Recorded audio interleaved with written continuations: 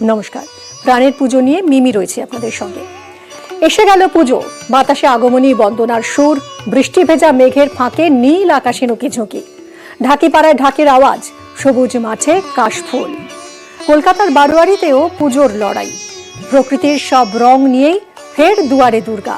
পুজোর সব কোলাজ নিয়েই তো প্রাণের পুজো, প্রাণের পরশ।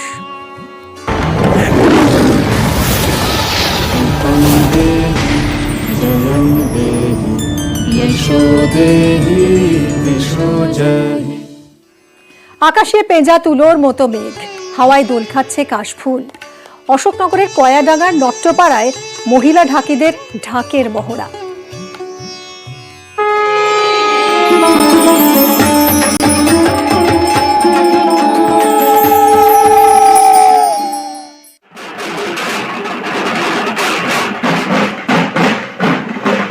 আর হাতে গোনা কয়েকদিনের অপেক্ষা।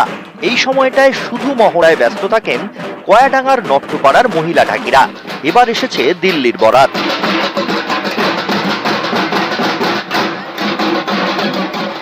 এবার দিল্লিতে যাচ্ছে, সবাই তো ঢাক বাজায়, কারেন্ট ঢাক নিয়ে ঢাক বাজায়। আমরা চাই ঢাক বাজাতে বাজাতে মাথায় ফুল, কলসি, তারপরে আগুনের ঝলকা, এটা দিয়ে আমরা নতুন করে শুরু করি। এ পাড়ায় মহিলা ঢাকিদের দাপট। পুজোর অনেক আগে থেকেই শুরু হয়ে যায় মহড়া। কখনো মাথার ওপর কুলো নিয়ে, আবার কখনো পিতলের কলসি নিয়ে ঢাক বাজান মহিলা ঢাকিরা। এবছর আমরা বোম্বে যাচ্ছি, 4 জনের একটা আছে মহিলা টিম, ওইটা নিয়ে যাচ্ছি। এবার আমাদের এই পূজাটার সময় তো আমাদের কাজকর্মটা একটু ভালো হয়, এই অপেক্ষায় আমরা থাকি।